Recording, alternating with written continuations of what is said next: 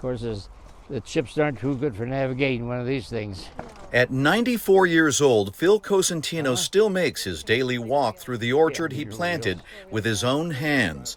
Now, with the help of a walker and his daughters, he moves carefully between the rows of trees that have been a part of his life for 8 decades. Just looking at a green tree that's alive, it's nature, and then, of course, when there's fruit on there, that's even more beautiful.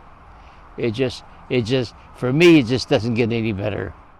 Phil remembers when he was a teenager back in 1945. His family newly arrived from Ohio. His father bought 10 acres on the southern edge of San Jose. Us kids, mostly me, got to hate this place because it was hard, dirty work. When the Cosentino family started the ranch, there was nothing here but farmland, sky, and big dreams. But over the decades, aerial photos tell the story. Orchards vanished, filled in with neighborhoods, shopping centers, and eventually Highway 85. Year by year, the ranch shrank as San Jose grew around it. The history of San Jose, as much as it is the history of the Cosentino family.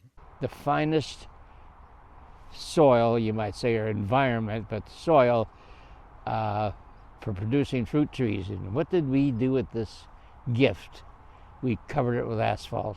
As the acreage declined, Phil had to get creative. He planted trees closer together and blanketed the orchard in mulch, a pioneering idea at the time, keeping the dust down and stretching every drop of water. Today, the Cosentino Family Farm is down to just 2 acres. The ranch has about 200 trees, apples, apricots, peaches, pears, and pomegranates. They thrive on drip irrigation, producing the same sweet fruit sold at the family's roadside stand. My father built this fruit farm stand for us, so we'd have a job, right? 8-year-olds need a job. Today, daughters Carrie and Mary have taken up the reins. We were up early, which was not fun in summer break. So up earlier than you wanted to be because the fruit had to get picked early while it's still cool and we had to get it on the stand. They grew up here doing chores before and after school, and like their father, they've learned to love the land. It's just been something that's always just been special. And my father, when he started getting up in age, we kind of just naturally stepped in.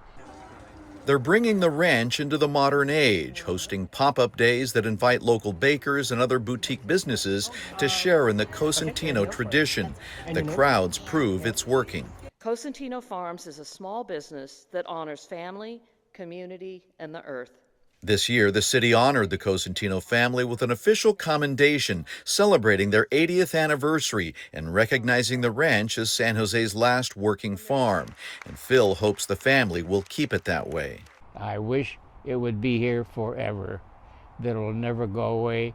It'll never be, the trees will never be bulldozed like I've seen hundreds and hundreds of acres be bulldozed. From orchards to office parks, San Jose has seen the changes. That's about our Joe DiMaggio tree. But here, on a couple remaining acres, the roots run deep, and they're still bearing fruit. I just love to get a pruning shear and prune that branch. Yeah. See that tree there? That's probably June glow. That's probably